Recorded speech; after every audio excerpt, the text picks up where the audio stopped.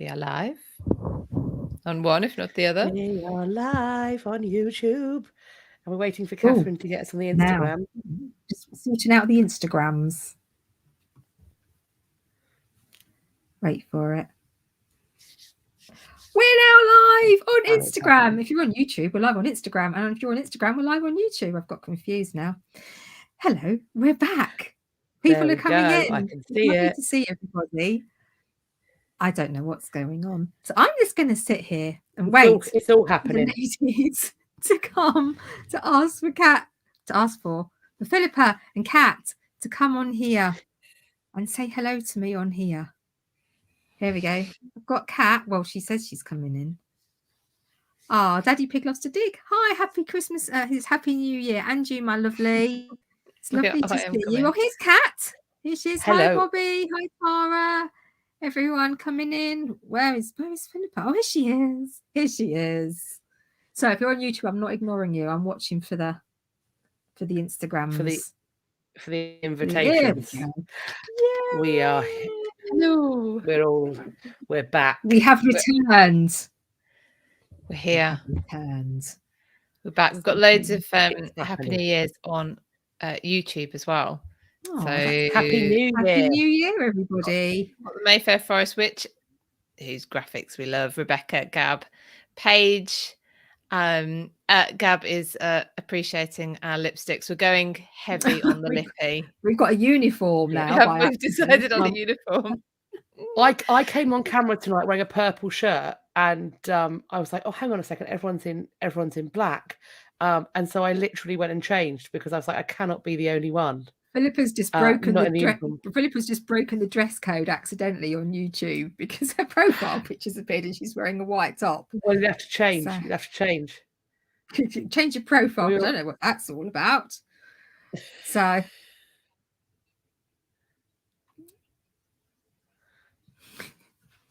it says we're live. It says we're still live. Talking.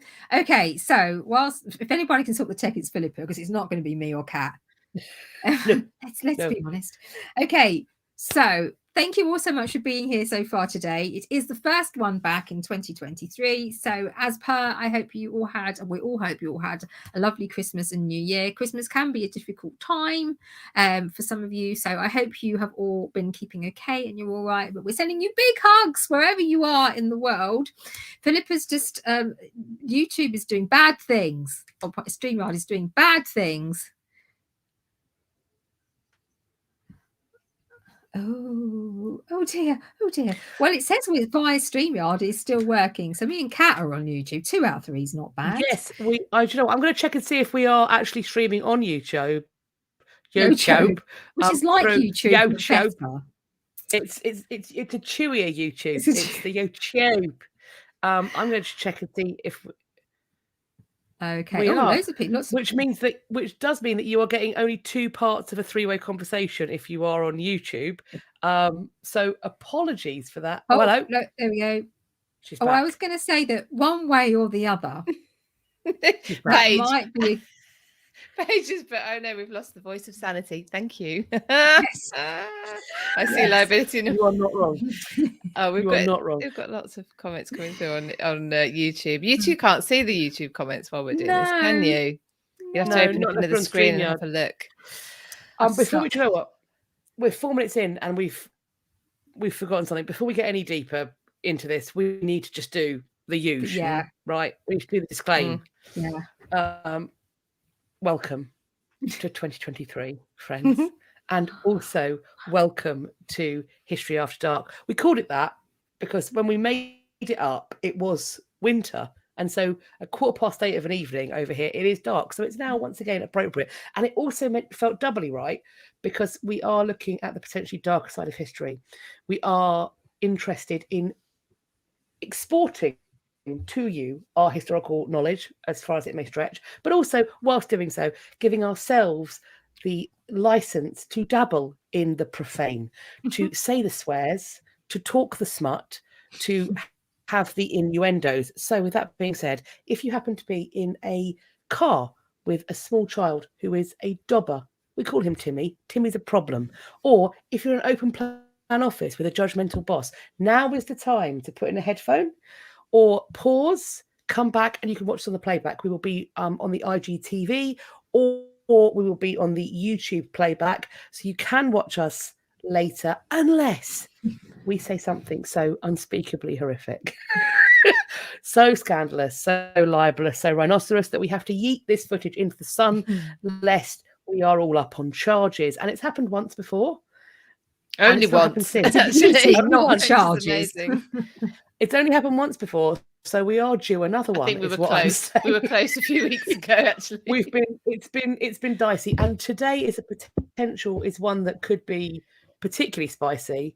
Shall I share what we're talking about, or would one of you like to tell our friends what we're going to talk about? And you might, when we say it, you might guess why I'm nervous about how this is going to go. Are we telling everyone which year we're entering in? Because you know the Chinese have their years. We now have a had designated year. Not like dragons or rats or anything. No, sort of. It's way more problematic than that. Yeah, it is the year of the deceased Gits. This is the year of the deceased Gits. Starting with, because history is full of deceased Gits. It is. This was something that came up in something we did ages ago. History in 10 words or less, and the concept of the deceased Git. So in our last meeting, our AGM that we actually had 2 of last year, we compiled a list, an A to Z of deceased Gits. Not going to lie, as most of you know us well enough to know that a couple of them might be a bit of a stretch. And some of them we know a lot about, and some of them we have less clue than what we had for breakfast. So this is going to be a learning curve for us as well. We're going to find out some cool stuff. So be aware that during these conversations, there's probably going to be some anger management issues. There is for me this evening. Yes. Yeah. But also hopefully we will impart some wisdom. We will all learn things from each other. As always, if you have anything to ask, suggest, any information you wish to impart, please do so in the comments, whatever medium you are using. I know some of you very bravely watch us on both. That's multitasking. But both ends. You double end us. I have had somebody ask what a Git is. And I mean, the only thing I can think is other Britishisms. Is Git specifically a British term? It might be. The other one that comes to mind is bellend, which is also these are all British words. It's someone who's just a bit of a twat. Another British. Idiot isn't strong enough, because an idiot can be someone who's a little bit silly, almost like quite endearing. But it's like an unpleasant idiot, normally selfish. Normally quite selfish. Arsehole would be the American, or like asshole. Asswipe. Sorry, Lottie Rose. God's bellend. God's bellend. Yes. Lottie Rose, if she ever opened her own funeral parlour, it would be called Deceased Gits. That's amazing. That is amazing. So if we ever branch out into other avenues, ladies, Plonker is that's a bit more endearing, more silly. Like my father-in-law calls my son a mini plonker, and my son calls him a big plonker, a grand plonker. Big plonker. So that's a cutesy kind of, plonker can be cutesy. Although I do think it potentially means a used condom. So didn't know that one. That's come. No, that one's passed me by as well. So I don't know, but it's cute. We like it. Gwen Brown says, what qualifies you as a deceased Git? Well, being dead. Being dead is a bit of an arsehole. You have to have been dead. I think you have to be dead for quite a while as well, because everybody on our list is dead and has been dead for a bit. Really dead. Yeah, really dead. On a scale of 1 to dead, very dead. Really dead. They're the deadest. Tara just said that Git is a name you can call your child under your breath, and it's not the worst word. And that is like, there have been, you're right. They're correctibus. Yes.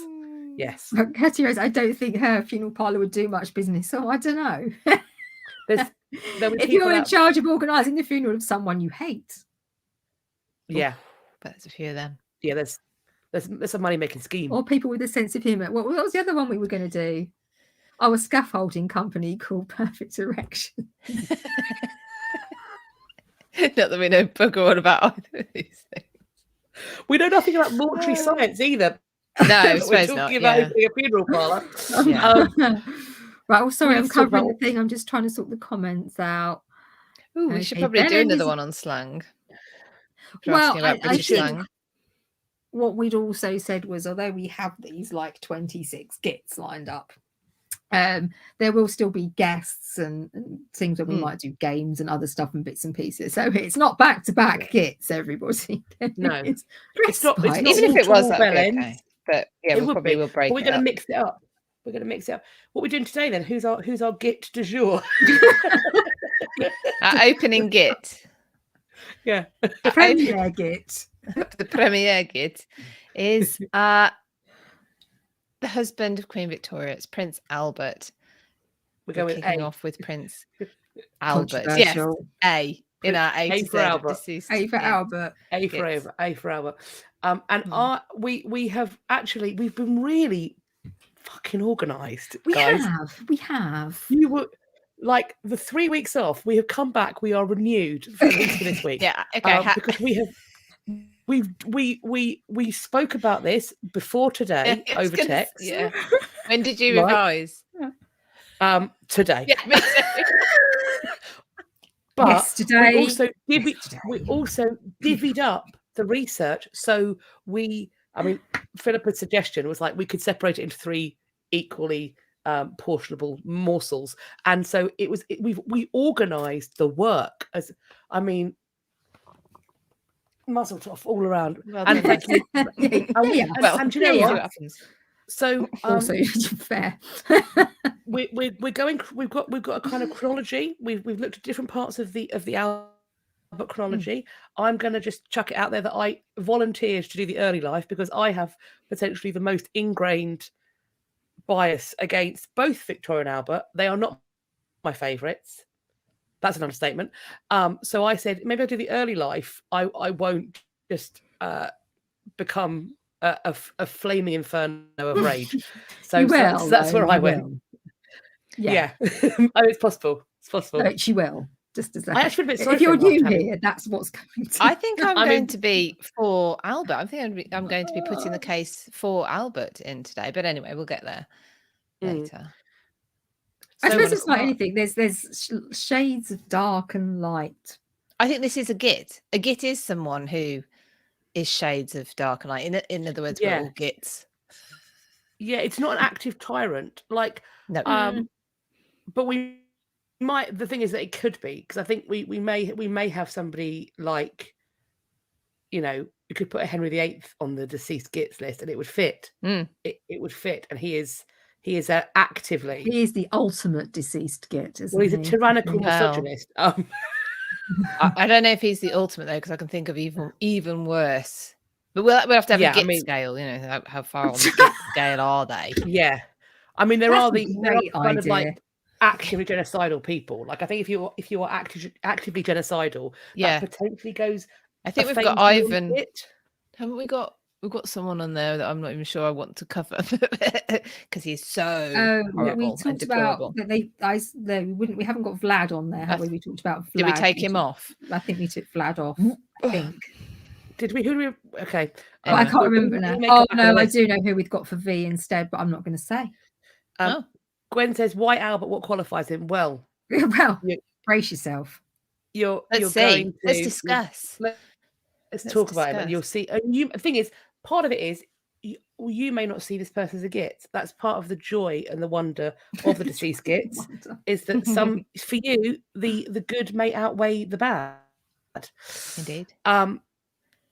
We will explain why in our views. And actually, I think I'm going to be talking about Albert's early life, and I have to say that having spent my time researching it, I have a renewed degree of sympathy for this individual, which I didn't think I'd say because I have issues with the kind of husband he was and with some of the other things. So should I dive in? Yeah, you dive in. I'll just say though quickly, like with a lot of historical figures, we know that there are people that we pick, and I think Albert is definitely going to be one of them. A lot of people have a real love for Victoria and Albert and their relationship, like as a love story and everything like that. So, you know, people are saying V and A were a pair of Gits. We're obviously not out to cause particular offence to anybody. If you have a real love for that figure or that person, you know, feel free to put in the comments, well, you know, well, I think they were lovely because of X, Y, and Z. So we're not out to get anybody individually. As a group. But anyway, deceased Git is just funny. So that's it is, yeah. It ain't we're not too serious. No, it's not. It's not. This is not life or death scenario, is it? So Albert is born on the 26th of August, 1819, at the Ducal Palace, which is, and at this time it's just a few miles from Coburg. He is the son of the Duke Ernest and his wife, whose name is Louise. Louise is 17 years younger than her husband, and they had got married when she was 16. Albert is their second son. They have two children. His older brother is just about a year older than him. At Albert's baptism, his name, and I might not pronounce this correctly, so bear with, his name was Franz Karl August Albrecht Emanuel. Now you might go, none of those names are Albert, but almost immediately his family started calling him Albert. It was an anglicized version of Albrecht, which is his fourth of 5 names. You know you're posh when you have that many names. His elder brother is called Ernest for his father. Unfortunately, Daddy Duke Ernest is a massive philanderer. He had been a womanizer before he got married, and he saw no reason why having a wife and 2 sons should curtail any of that. It seems that this did upset his wife, and she responds by seeking comfort in what has been described as flirtation. So I think people are intimating that it doesn't go beyond potentially an emotional affair. But as is potentially common with lots of people of this time, men of this time, it's fine for him to do it. It's absolutely not fine for his wife to do it. So Louise is banished. She is banished just over a week after Albert has turned 5. So he's just had his 5th birthday, and his mother is banished from court, from the country. His father goes about formally separating and divorcing her. And I can't find any evidence that she ever sees either of her sons again. So after he just turns 5, his mother is out of his life. And in fact, she does die just a few days after Albert's 12th birthday of, I think, uterine cancer. Unfortunately, Albert does not like his father. And increasingly, he is really quite judgmental of the life choices and the flirtations and the lasciviousness of his lifestyle. It really begins to upset him. He has been raised in a very traditionally Protestant mindset. I think he potentially has that not puritanical, but edging that way morality that comes with being raised in the Protestant faith and having role models around that potentially don't match up to it. We also know quite a lot about how Prince Albert feels about lots of things in his childhood, because quite amazingly, he begins keeping a diary before he is 6. So we hear about his early education. His tutor his early tutor is a man called Christoph Florschutz. And he follows Albert's educational career. He is very much a kind of educational overseer, lifestyle overseer. Although as Albert gets older and more courses have to come on board, more topics, there are more and more tutors, a kind of fleet of tutors. But from the very early stages, we have Albert recording his early lessons with Florschutz, Christoph. And there's just more than one account of Albert crying because of the way that Florschutz has disciplined him. On one occasion, he talks about how he couldn't think of a word for something. And so Florschutz pinched him and it made him cry. On one occasion, he wrote a letter and there were mistakes in it. So Florschutz tore it up and threw it in the fire. And Albert said, and I cried. So we have these kind of constant accounts of him crying. It does seem like their relationship levels out. Like Florschutz is a man in his 20s when he's doing this. He's really in no place to be educating a 6-year-old. Like, and so he's much better as Albert gets older. Albert is a good scholar. So by the time he's 12, this is when the real fleet of tutors comes in, and he's learning maths, German, history, philosophy, geography, Latin, and religion. And then not long after that, he's studying English, French, and the sciences. He and his brother are both very keen on the sciences. They also get music masters brought in. Albert is taught to shoot. He's supposed to have been a crack shot. But it is noticed that, particularly in comparison with his brother, Albert does seem to tire quicker, particularly in social situations. It's almost as if there doesn't seem to be necessarily a physical cause for it. Like, it's not that it's mentioned that he's got ill health, but when he has to do lots of socializing, it seems to exhaust him to a point that he has to take to his bed, sometimes for days at a time, with no real evidence of what the physical cause of that might be. He, as I said, he doesn't like his father, but he does have 2 male role models in his life. One, and a principal guiding light of his life, is his uncle Leopold. And Leopold is also the uncle of the future Queen Victoria, because they're cousins. But Leopold is additionally, he is also the widower of Princess Charlotte of Wales. So her death creates the breeding frenzy and the marriage market frenzy that means that the Duke of Kent marries Victoria's mother and makes Victoria. So in essence, Victoria exists because Charlotte dies, and they're trying to create an heir. And so Charlotte's widower is the uncle of Albert and Victoria. Is that clear?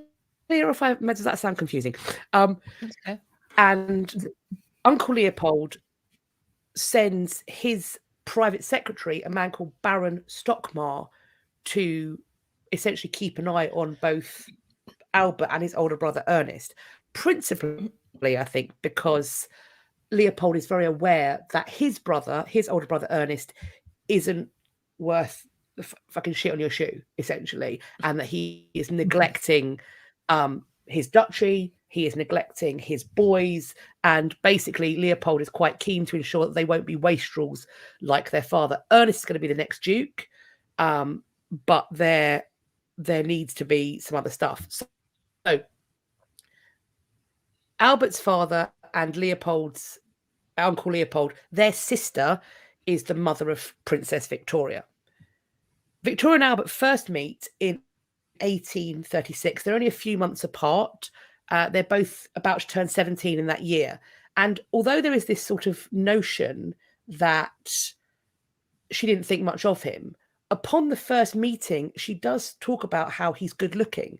But she also notes that at her birthday ball, so he's there for her 17th birthday, that in the aftermath of it, and there probably been quite a lot of socializing before, because Albert talks about how taxing it had been to meet all these people, that he had become ill or maybe overtired at her birthday ball, and he had to spend a night and a day in bed. So she's noting this.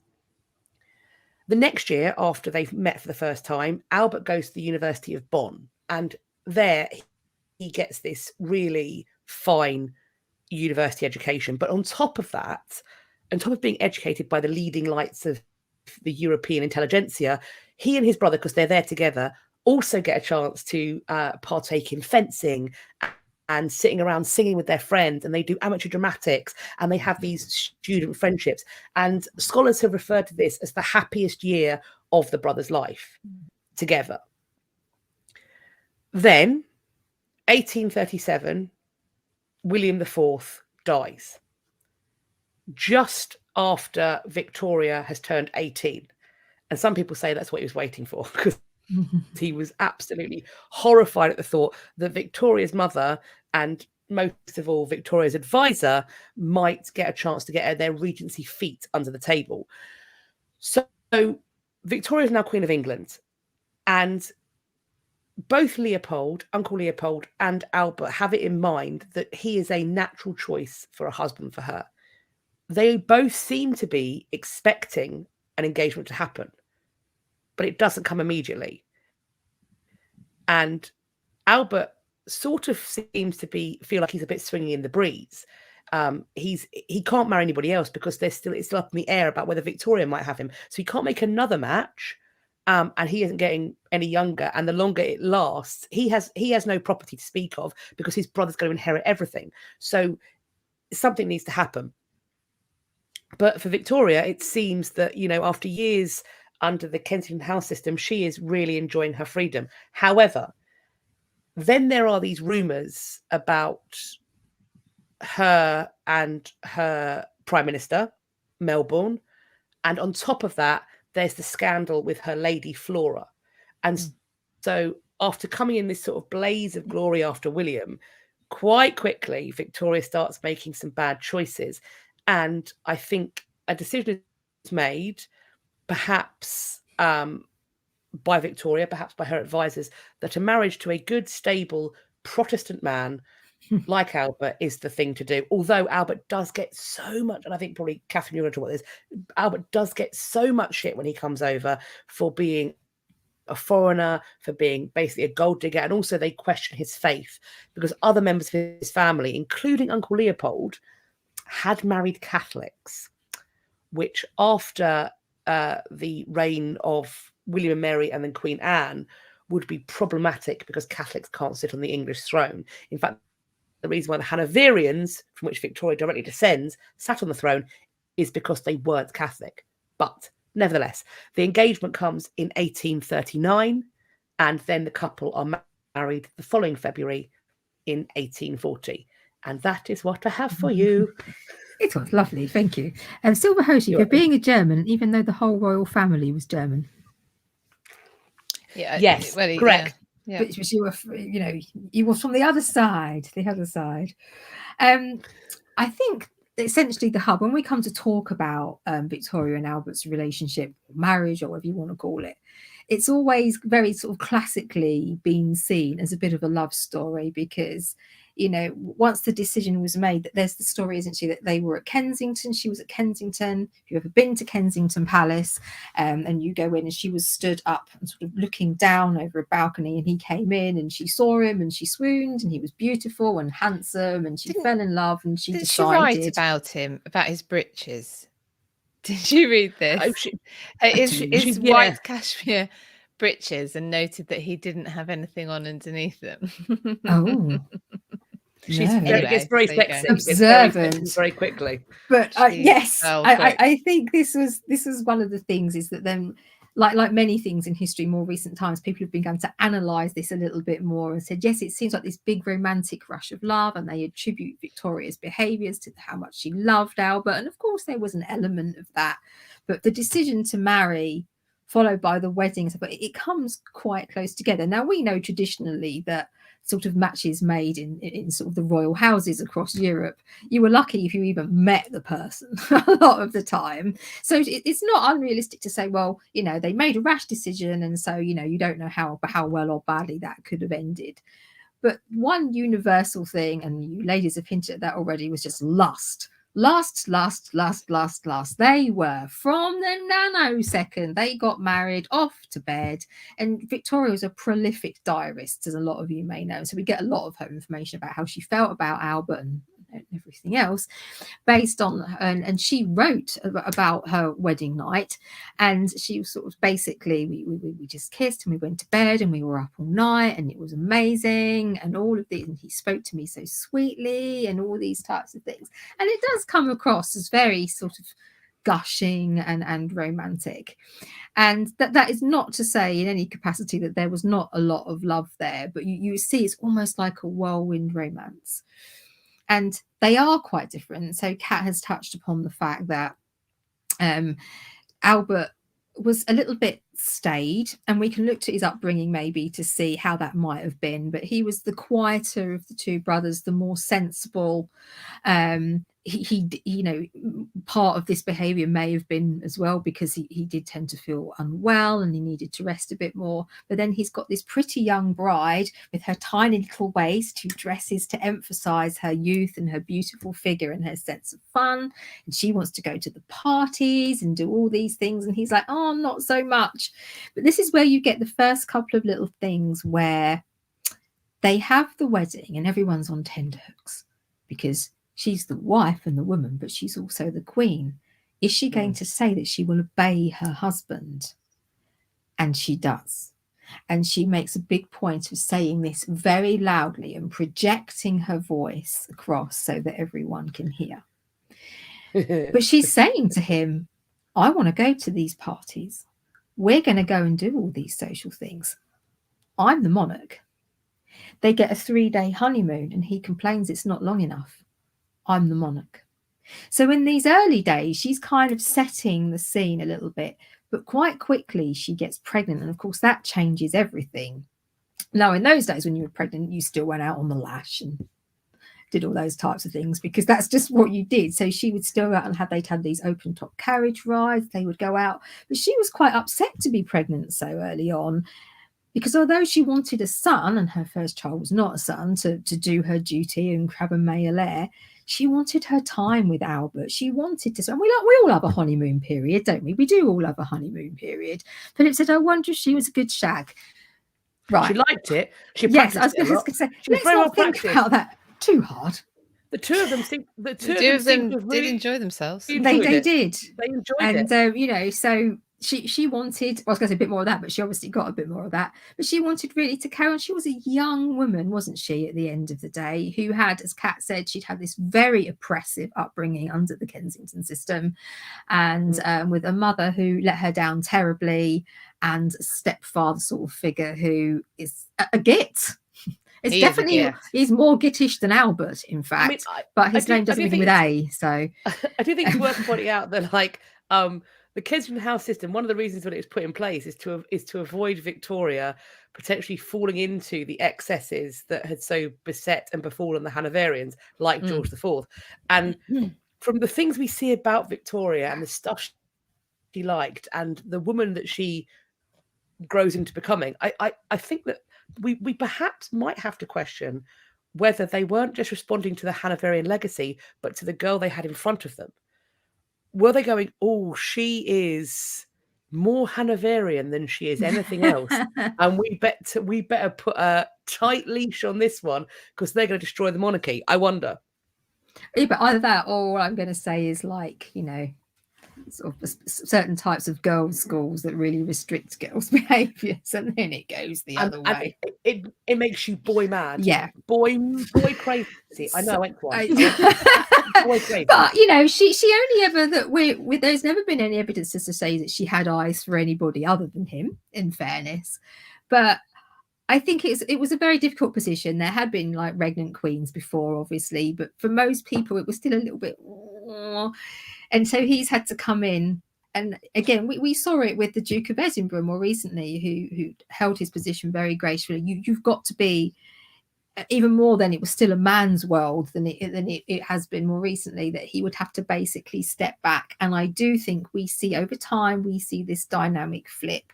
And whether or not this lack of involvement, control, getting a say was an issue from the word go, or whether it was something that started to grate on him as time went by, it's difficult to say what that balance is.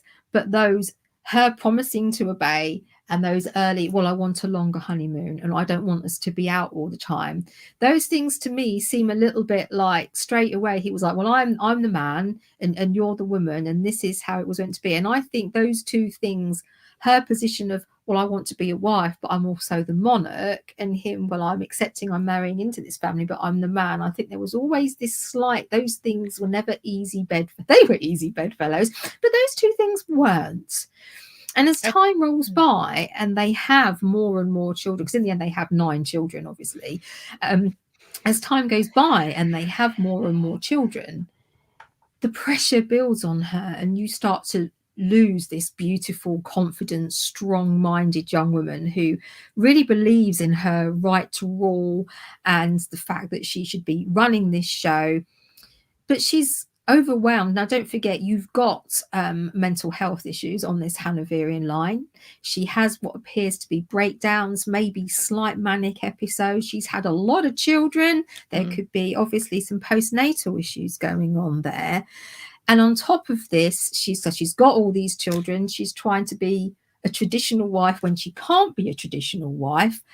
And she's the monarch of the sort of center stage, really. And of course, over time, I think it would, for a lot of people, this begins to feel like an impossible balancing act for her. So you see the confidence of the pretty young woman who was just outgoing and vivacious and social, wanted to be a socialite, start to ebb, and she starts to question herself quite a bit. And I think other people are questioning her mental health and questioning some of her behaviors. And what you've got then is her starting to think, do I need some help? So one of the things we often see about their relationship is people say they look at it two ways. The first is, well, there's a lot going on and she's got all these children, so Albert steps in to help her with the affairs of state. Other people say that he wasn't helping her. He was taking that because he wanted to.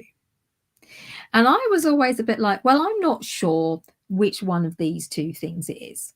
On the one hand, you could definitely argue that he couldn't have done a lot of the things he did, like the state boxes and stuff, if she hadn't have allowed him to do it. And that's 100% the case. She kind of had to let him be in that position. But on the other hand, how did that happen? So I was thinking, well, I was sort of expecting to find a woman that reached out to help her husband because she was so busy trying to be a slightly more traditional wife and mother. And he was obviously very competent at the affairs of state and all that. And Philippa will talk about his legacies and the Great Exhibition and all things like that which are notable. But what I didn't realize is I'm wondering now, the guy that I read about was a bit of a narc. Basically, he was a narcissist and a gaslighter. And a lot of us have heard about how they had these screaming arguments and there would be shouting and chasing each other and all these things. Well, they're a couple, they're under a lot of pressure, they've got a lot of children, they've got a very sparked relationship. You often hear people who've got these very lustful, loving relationships, but when they have a row, but then it's over and it's done with, and you never know all of what's going on.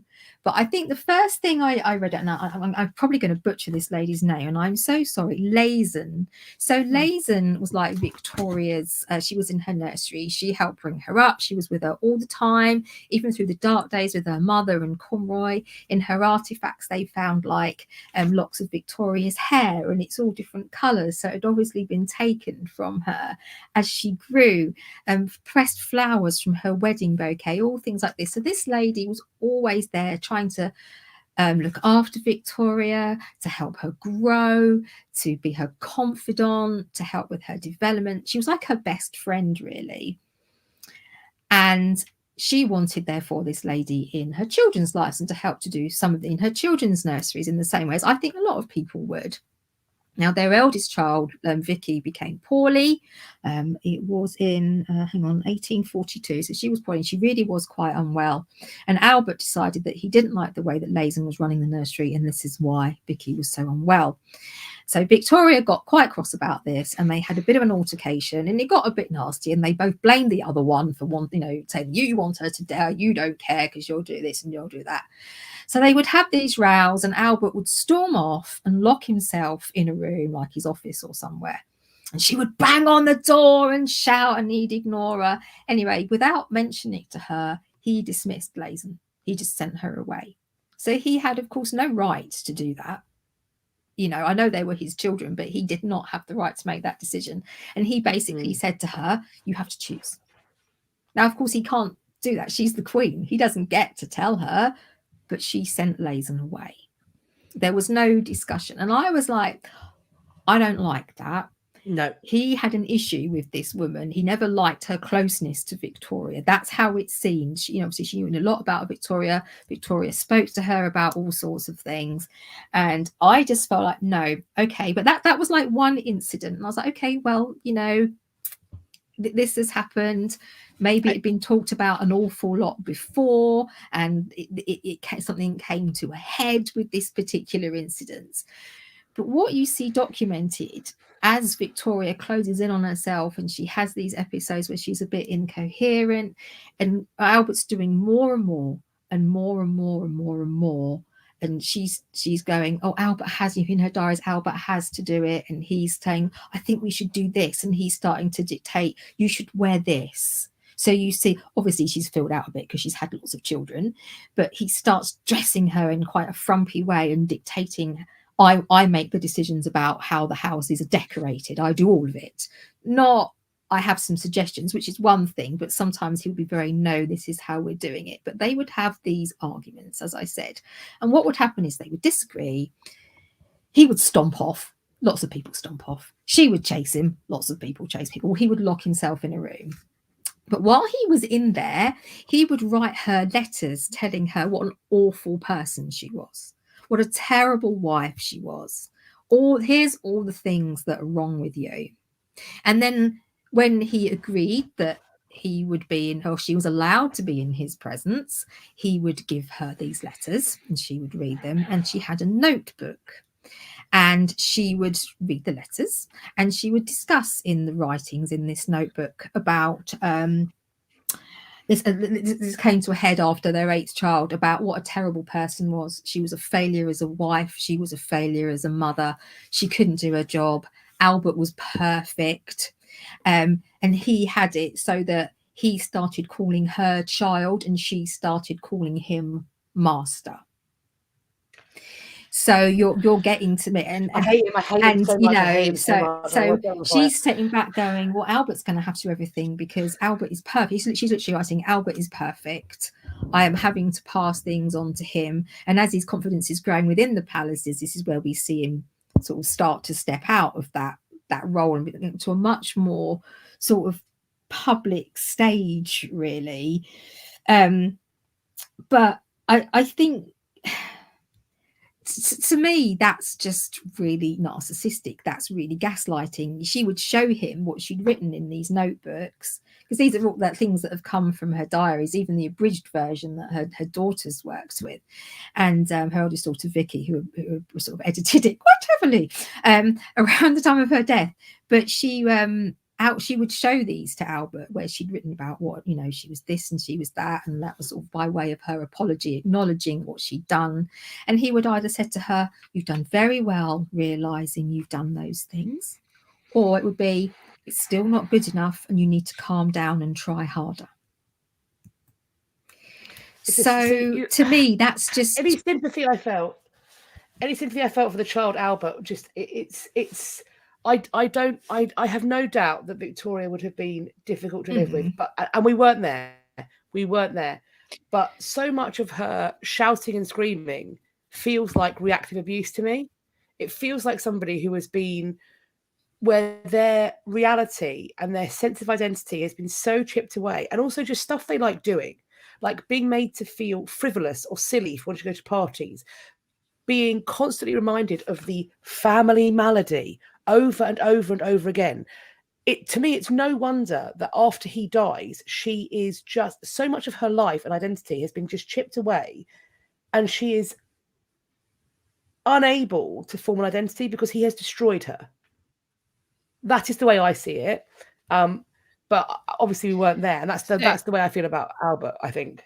Yeah, so I don't take in. No, sorry, I'm going to put a different point of view, because I don't want to go too far down this route of pretending that Victoria was somehow always reacting to him. No, and she had an absolutely screwed up childhood. We don't know that. And we've already talked about the fact that he was very introvert. Now, if you're somebody like that, you're married to the Queen, so you're a man and you're roleless. I mean, he is roleless. He has less of a role. His role is less clear than the man in the street. He doesn't know what he's supposed to be doing. So the fact that he's trying to find a role, we're criticizing him there for helping her out with her civic duties. or whatever you'd call them, sorry, her duties as a monarch, when she is actually, you know, giving birth, you know, she's recovering from childbirth, whatever. You know, who else does she want to pick? Who else was there? But so we're criticizing him for that. We're also criticizing him for wanting to take on the father role. We don't know what Latham was like as a nanny. Perhaps she was somebody he didn't want to look after his children. And I think if he'd been a woman, and the king and his and you know, and it was a woman we're talking about saying, I do not want this person looking after my children, and we're saying, well, sorry, but the king has the final say, I think we'd have a very different view. We'd be taking the woman's side there again. We don't know what that was like. But he's a man with no role. He's clearly introverted and struggles with, so we know in social situations, but imagine being in a palace where they are never left on their own. And when they are left on their own, they're still in each other's company. And he's expected to never need to go and take himself off and have his own space. You know, like maybe locking the door away from her was literally the only way he could get any space. And then he needs to write it all down. Now, whether he needs to give it her afterwards is another matter. But I think there's clearly like a different balance here. What it is though, when he's taking over some of her civic duties, or like you say, however you want to term them, I agree, she's got all these kids. Oh my God, I mean, I can't even imagine it.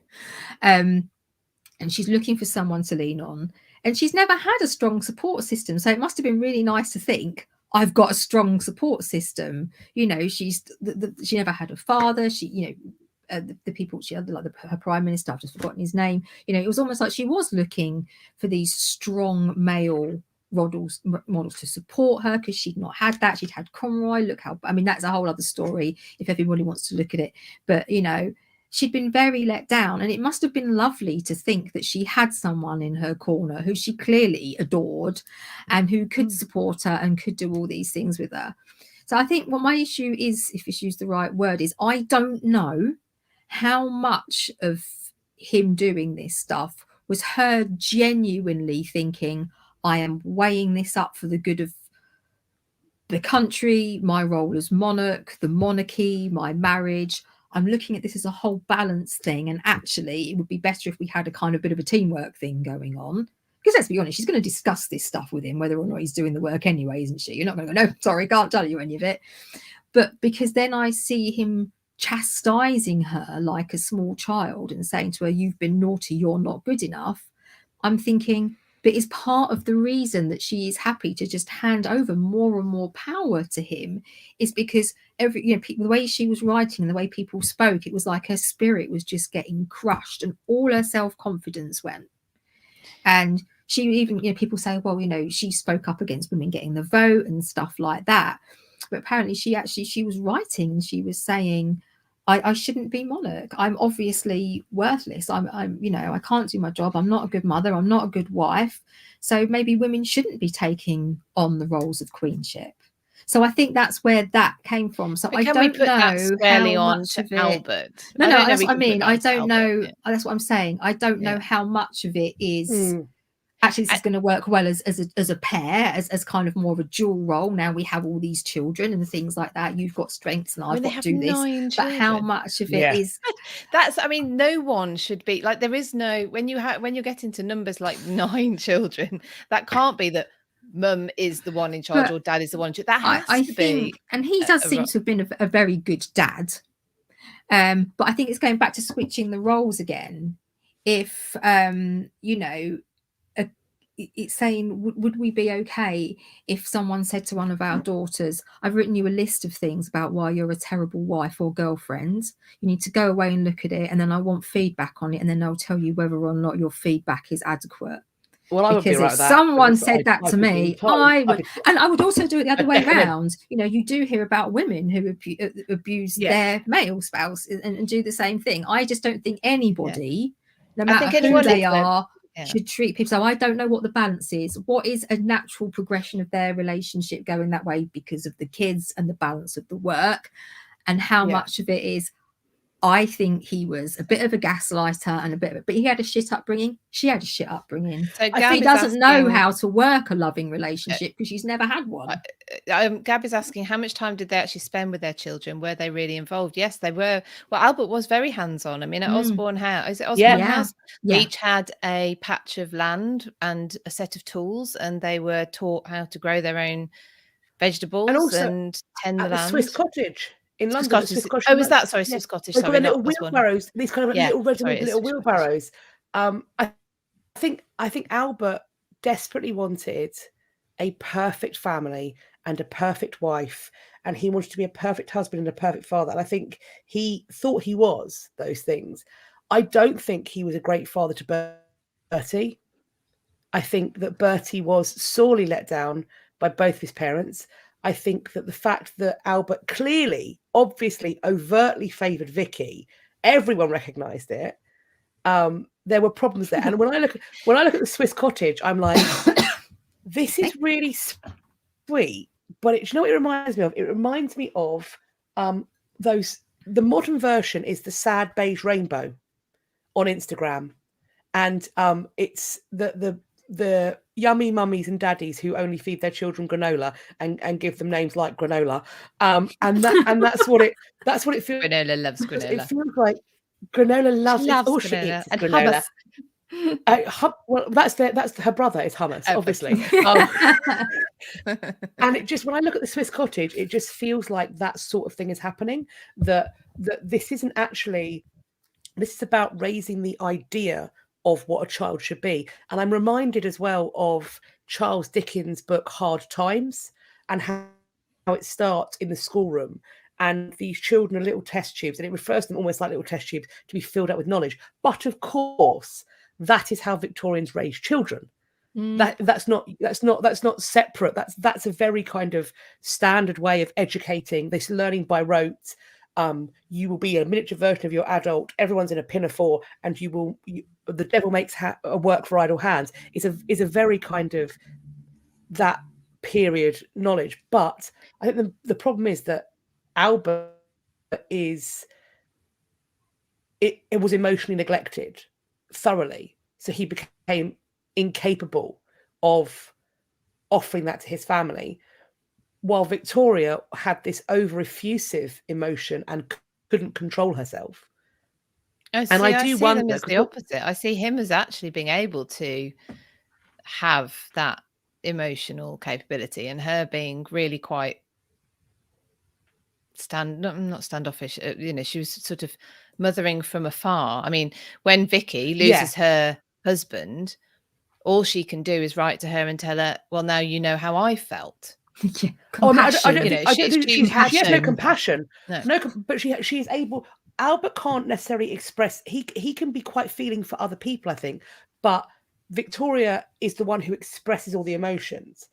And I do wonder if Albert hadn't died prematurely, whether those two people would have stayed married much longer. Because the other thing Victoria does is that she loves people more when they're dead. She does. Like, the best thing you can do to win Victoria's favour is die in a way that she can grieve you spectacularly. It's majestically.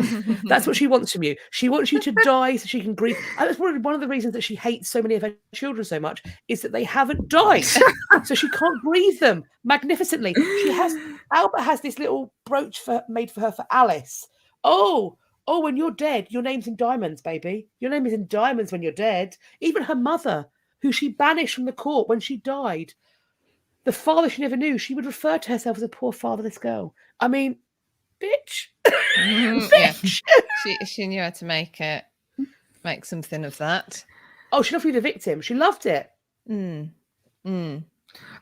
the thing with her mum is weird, because it's almost like people say it was like a false memory when she spoke about how she had a terrible upbringing and stuff, and then when her mum died, as you said, it's like, oh, my mum was lovely, I'm so sad, where's my mummy gone? So what's the truth? She's not alone though, is she? She's not alone in that. I mean, that you see people do that all the time. Suddenly someone dies and there was nothing ever said, there was never, we never had a crossword. They were never mean. How many funerals I've been to where someone was the kindest, never spoke a bad word against anybody, and I'm thinking, shit, what are they going to say at my funeral? They can't say any of that. Well, that's what the deceased Gits funeral services are for. Yes, but when somebody doesn't deserve to have only good things said about them after they mump it. That's what I need, the deceased Gits. Well, not yet, but maybe in no, future. not yet. Yeah, not yet. Please, not yet.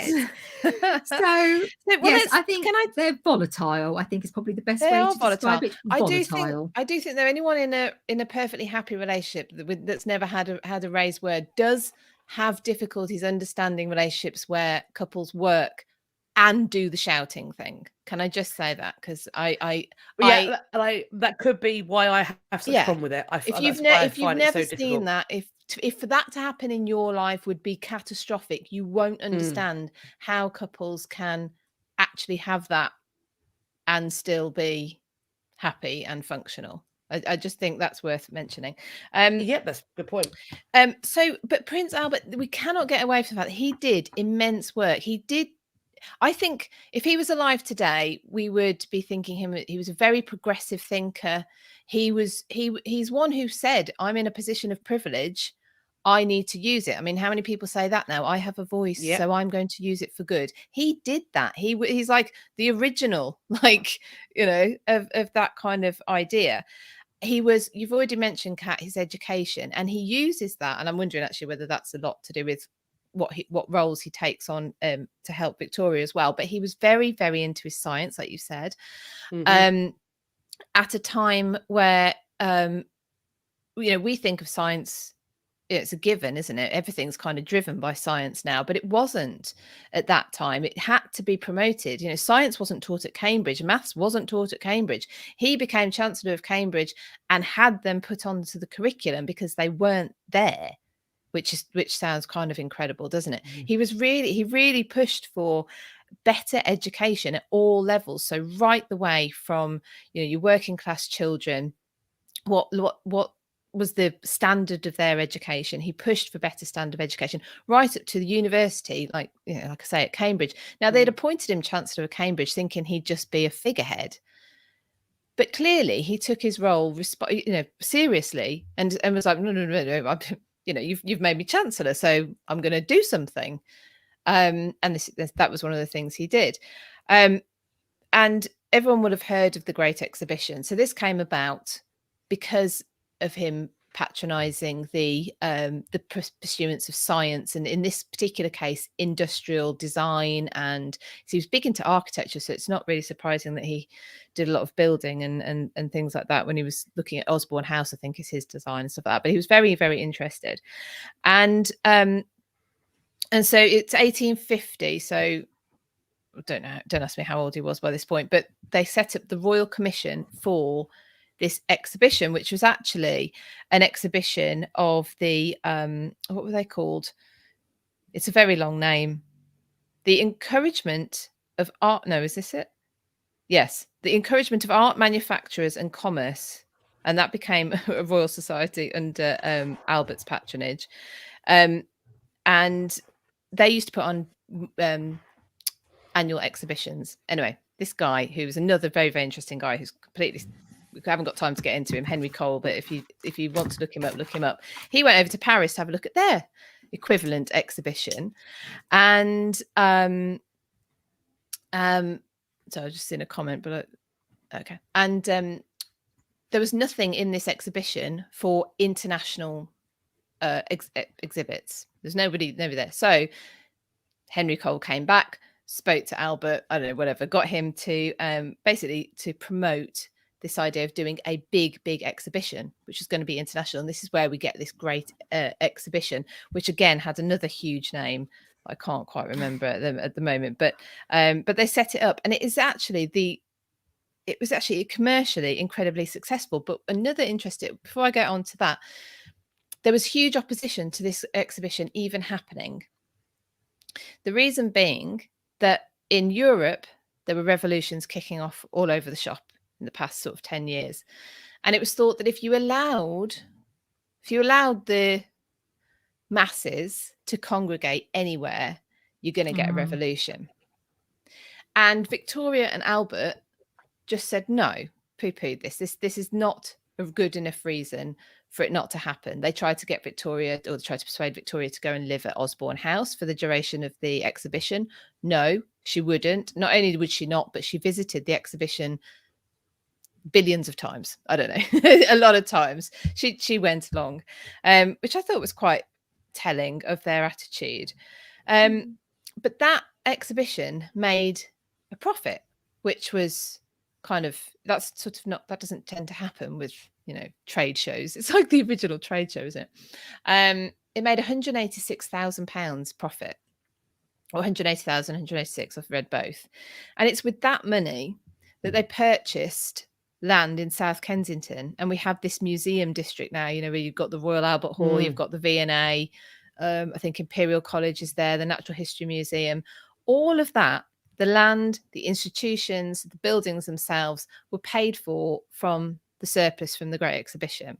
Now, of course, Albert's not doing this on his own, but it's his patronage, it's his hands-on interest in pursuing better education, better standards in industry, better welfare, because there's actually a house called the Model Albert's Model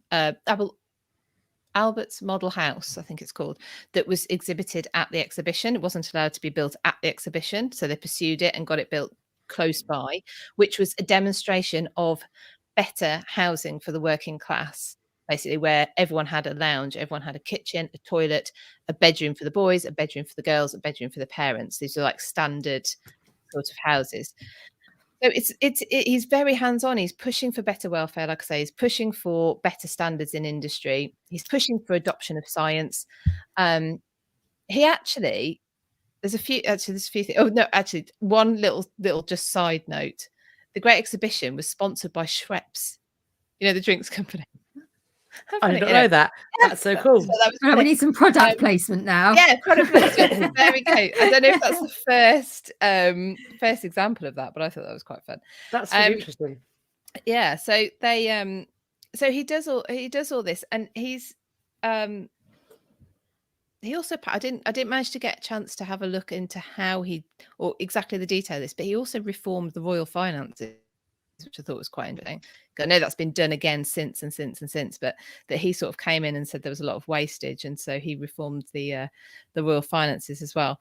But yeah, so he's always pushing the sciences. He actually supported the putting forward Charles Darwin for a knighthood after he publishes the origin of the species, and it's rejected, because we're still not actually that scientifically minded at this point. The Bishop of Oxford puts in a rejection, what's the word I'm looking for? Not a rejection. He blocks it. But he blocks it, basically. He blocks it. So because you can't do it. But it's also Albert. Albert's one of the people who steps in to prevent Shakespeare's birthplace being taken overseas. Where there's a cause, he is using his position, he is using his big brain. He knows what he's talking about.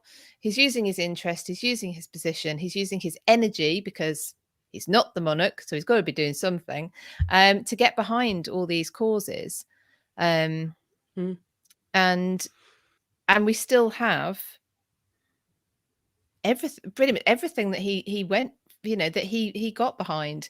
Improve welfare. You've got all of that area of South Kensington with free museums all started off from the fact that Albert's really got hands-on, dug in with patronizing, however you would say it. That word. I never ever said patronizing or patronizing, because patronizing we obviously use as in a different way as well. To behind the sciences, behind arts and culture, and really, making them accessible to everybody. So, his legacy is long, and we're still benefiting from it. And he could have kicked back. He could have just gone and lived in Scotland, Osborne, or Isle of Wight, wherever. He could have just kicked back, and he didn't. He got very active. So I think he could be admired for that, rather.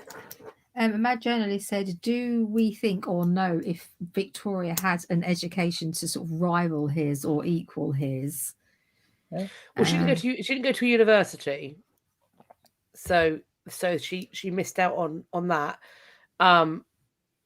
I need to look into it. I am not aware of like a fleet of tutors coming into Kensington in quite the same way. That's it. I think there's only so much you can actually do even if you're even if you're going to be queen, there's only so much that can be done via tutors coming to your home.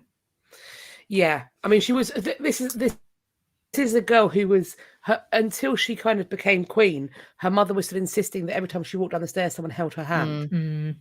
You know, so she never. I think it's often said that one of the first things she asked for upon hearing that she was queen was to be in a room by herself.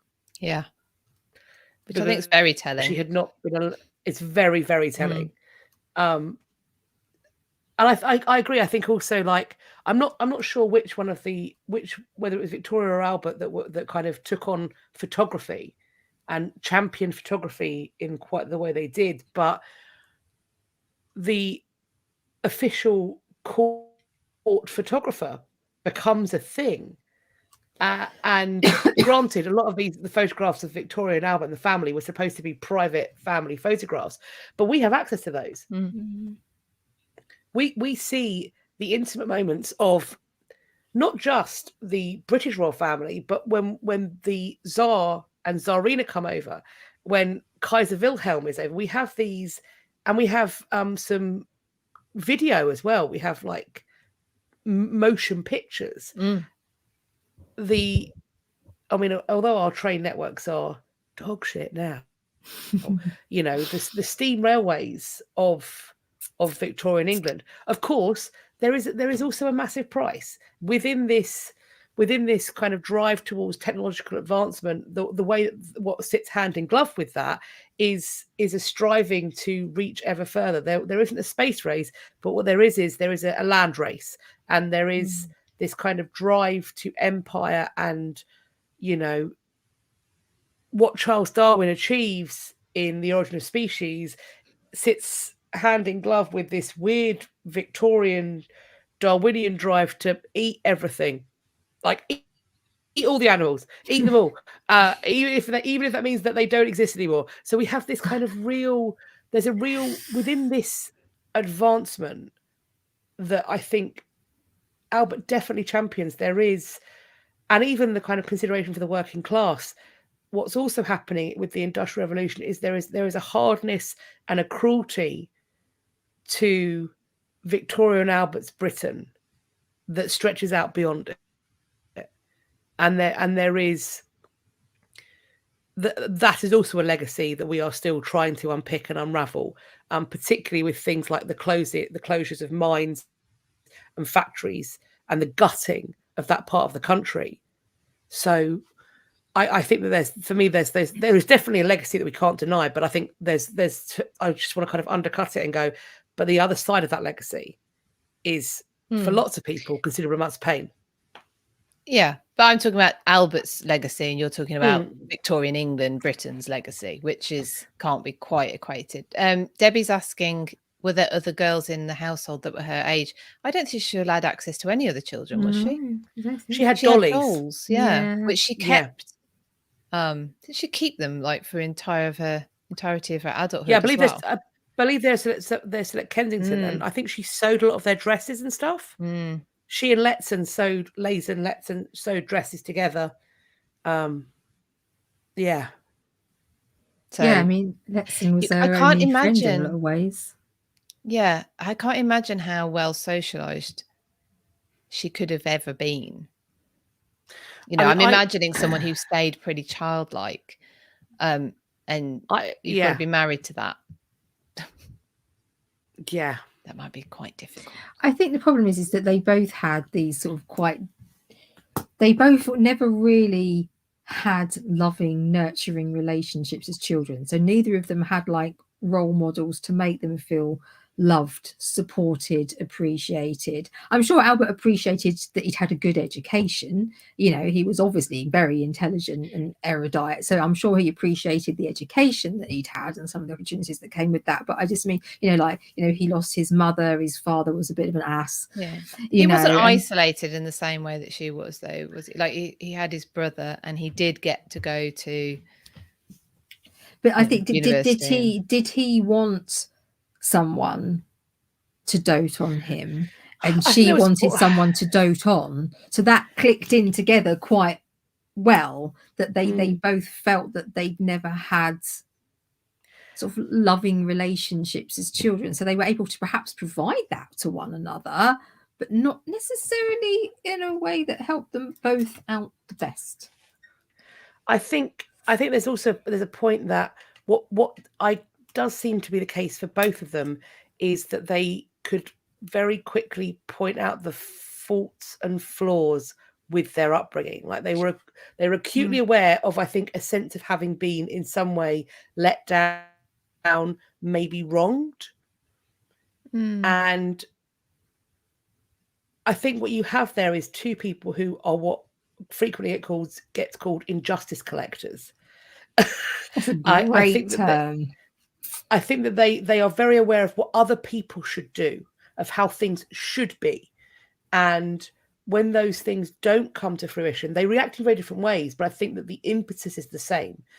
They were both, I think, in each other in varying degrees. They were looking to make worlds and to create worlds, but the worldview is different. The thing is, as a parent of almost grown-ups now, I can tell you for a fact that all of those mistakes that you identify from your own childhood that you then try to correct, you are equally making as many mistakes that your children are noting and deciding they're going to correct when they have children, because there is no I don't know, maybe other people manage it perfectly, but I think we're dealing with some really real people cycles here. It's the same cycles, isn't it? Generation. Blackton says, is it true that she had a very close, possibly romantic relationship with her first prime minister, as shown in a series with Melbourne? Well, there was gossip about their relationship. He was married, and there was gossip about their. He was much older than her. There was gossip about their closeness. I don't know. I think she saw him as. I personally think. I can't prove it, but I personally think that she saw him as a father figure. It may have edged onto a kind of small crush for her. I think he may have encouraged it, because who wouldn't? He was her favourite. Both of them enjoy having favourites, whether it's their children, their prime ministers, their close friends. They are people who pick individuals out as being special, and that is where they orbit their world around that person.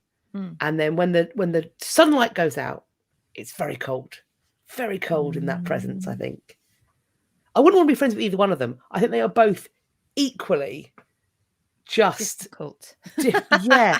That is sort of a good word. You walk away from having coffee with them, and you've watched them. If you had coffee with Victoria and Albert over a bit of cake, they'd have had 3 rows. They'd have had 3 rows midway through the slice. One of them stopped off the bog and then come back. You would walk away from it being like, I don't drink. I'd walk away from that being like, I wish I drank gin. They feel like people who I would find exhausting company, and who I probably would phase them out, to be honest. If it was like these days, you'd all be out with them in that social scenario, and although they'd be like trying to sort of smile and be passive, you'd know that they're furiously texting each other something violent underneath the table. The drama I would find exhausting, just utterly. Yeah, they were drama. They're people. They like drama. And some people do like drama. They do. And do you know what? The world is a rich tapestry of different people. I find the whole thing just so self-indulgent when people are literally starving in Ireland, and you've got this nonsense going on between these two bellends.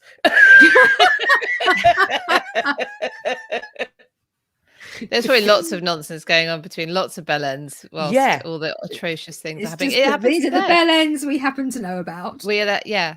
And I suppose, like you said, though, a lot of the stuff that they did, their diaries, their photographs, we're treating it like as if they're somehow made for public record. They're public record now, but of course they weren't created for that. No, we haven't got autobiographies and etc., things like that, from people coming out that we're supposed to comment on. It wasn't supposed to be for generalized. The Highland Diaries, Victoria was like, I'm going to publish my Highland Diaries, and all of her children were like, oh fuck. Oh shit, Mum's fucking lost it. Just out of because we probably should be winding up because we're at an hour and a quarter. But did you know? Well, because I've just did a review of Gareth Russell, who obviously we had on recently. His new book, lovely Gareth. His new book, Do Let's Have Another Drink, about the Queen Mother, and I loved the Queen Mother after reading the book, but.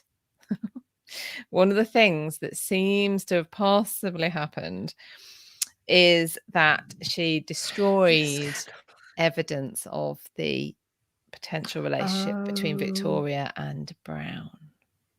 The Queen Mother did. That, according to Margaret. Yeah. Like, because of things like what we're saying, we're using records that weren't created for the public's eyes.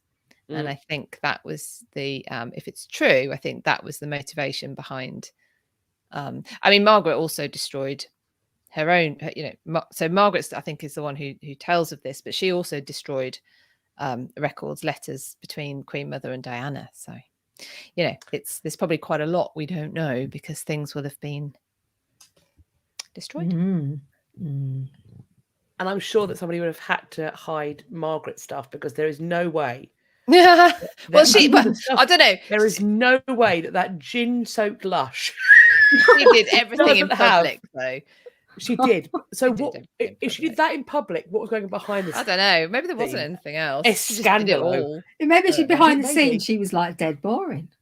She's like, I'm so exhausted from. I'm just hanging. And I'm so exhausted going out being a socialite. I'm just going to lie here, smoking Gilloire and just dying quietly in a corner. She is Patsy from Ab Fab. Yeah, that's who she is. Maybe that's who. Yeah, maybe that's who they modelled it on.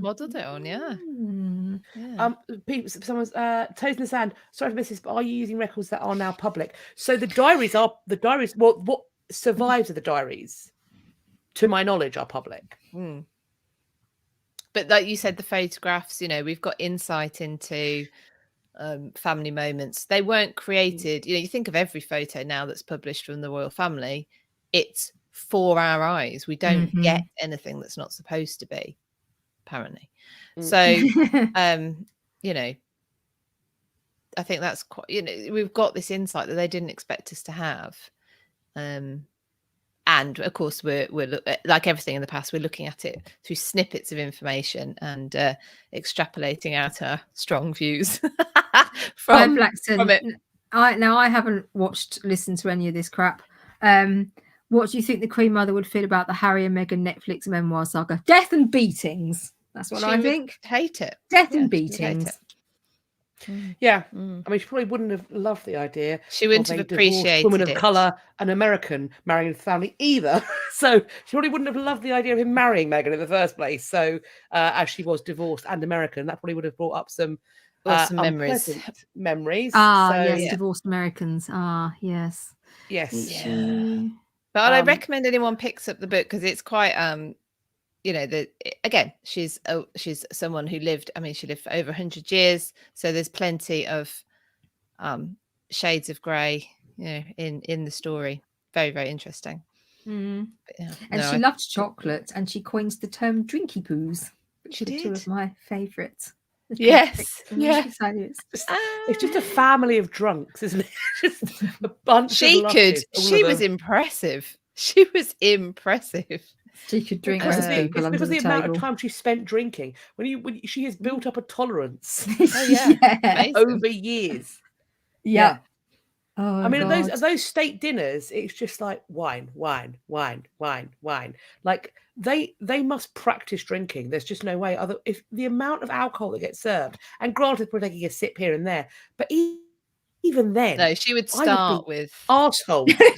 She would start with What's her favourite drink? Gin and how do you say it? Dubonnet. I don't know. Dubonnet. What is that? I knew I wasn't Dubonnet. getting it right. It's a What is it? fortified wine. So what she So mixed her together? gin was mixed with a Pisshead. fortified wine. I That's mean- bloody lighter for you. Pisshead. Yeah. And if it all goes wrong, you can make a Molotov cocktail with it. Which, I mean, fair enough. Instagram has just suggested to me that we add a moderator. I don't think there's anybody that can moderate us, is there? Although I would like to say I think we've been very sort of balanced. We've put across lots of different viewpoints this evening. We've imparted some wisdom. We've tried to look at the whole person. We've, and done all that shit. I think we've been quite well behaved. Done all that shit. Done all that shit. We are three distinct individuals who happen to be friends, but we don't agree on Quite a lot. things. On almost, if you had a viewpoint and there was going to be a line upon which you could sit, I don't think that the three of us would sit in the same position on any opinion. But we are all adults. Cake. I mean, I love Well, cake. maybe cake. Cake. Not Probably tea, though. cake. I mean, you Not tea, though, you weirdo. absolute psychopath. But apart from Catherine's hatred of tea and coffee, we can be I will respectful to drink each other. coffee occasionally. I Right. will. Occasionally. Like once a month or something. Don't bother. Daddy Don't Pig even Lustig Don't says, bother. Daddy Pig Lustig says that, but we agree that Albert was a git. Well, we haven't even defined what we mean by git, No. mate. So Which I think is probably the best way forward, actually. Yeah. Let's just not ever define it. yeah, and you know what? We haven't got to agree on stuff because we can be friends. We can respect each other. I respect these women's opinions. I may not agree with them, but I realise that they will definitely have thought them through and come to them in ways that I respect. So that is enough. We haven't got to agree on it. Em said, And no one in the comments does either. it's the different views that makes it enjoyable. Good. So yeah, I think it's like anything as well. It's like nature nurture. We're all our own people from some of our experiences, so we will look at things differently. But I do think that, like, with the discussions that we had, that things do get challenged, and I do look at things different ways, and that's I quite just like history. I quite Yeah, like this having my is mind changed. And I think this is what we've talked about with history before, is if you won't come in and look at something different, you're never going to learn anything. No.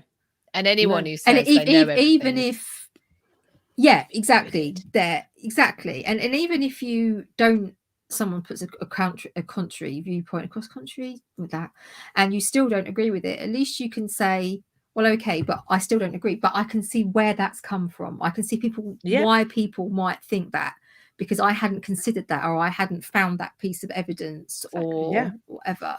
You've got to bang it about a lot. We haven't got to be the widows of the bishop. We don't want to be the widows of Lancaster. Oh, no, the widow. No, you. The brides of Gloucester. Brides of Gloucester. Sorry, widows of Lancaster is a different thing, I'm sure. If you are a group, I didn't mean to malign you. Lancaster, wrong house. Well, I thought maybe they'd be made widows by the House of Lancaster. That's where I thought it'd come from. Makes sense. That's where I was. Yeah.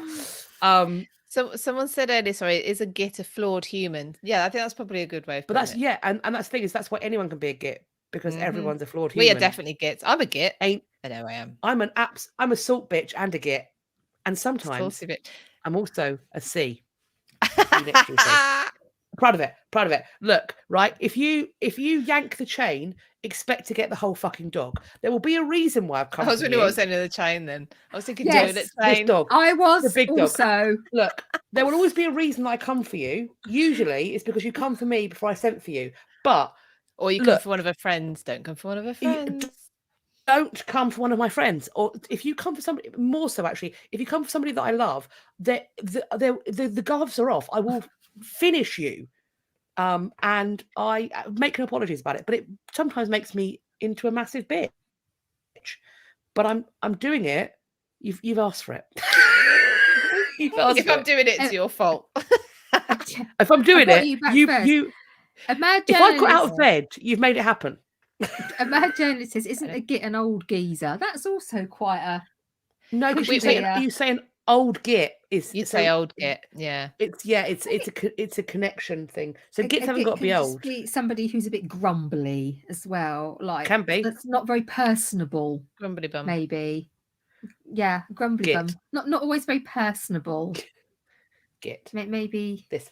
Git. We're just going to keep. like... Tell you what, we'll get to the end of our A to Z of deceased Gits, and you can tell us what you can tell us what we've do you defined think Git it is? after we've told you all. We'll tell you that we've already defined it, and then you can all send your definitions in, and then we'll pick the one we think is the best. And that will be the forward to the book. Yeah, that will be our forward. Yeah. So, is Git an acronym? No, but if you would like to think of one, knock yourself out. We're going to get some good suggestions now. We always do get some very witty things. Right. Genitally itching tosspot.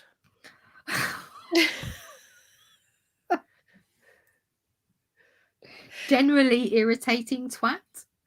Yeah. Silverhoshi, don't mess with Cat. She'll put a shotgun out of her ass and shoot you. Baby, I am the shotgun. Just like Henry VII. Guns is cheating. I am the weapon. Tara got irritating tendencies. That's quite good. Don't we all? Don't we all, babe? I like that. Yeah. I have many. I definitely have. Grumpy intolerable tosser. Ooh, Gab says, are we going to vote for the worst Git at the end? That's a good idea. Ooh. Yes. Join us week, whatever it will be. We'll do it. Some weeks from now. Yeah. At some stage before the end of the year. Yeah. Yes. So, right. So, Philippa, what's happening next week? Well, next week we're going on to our next deceased Git.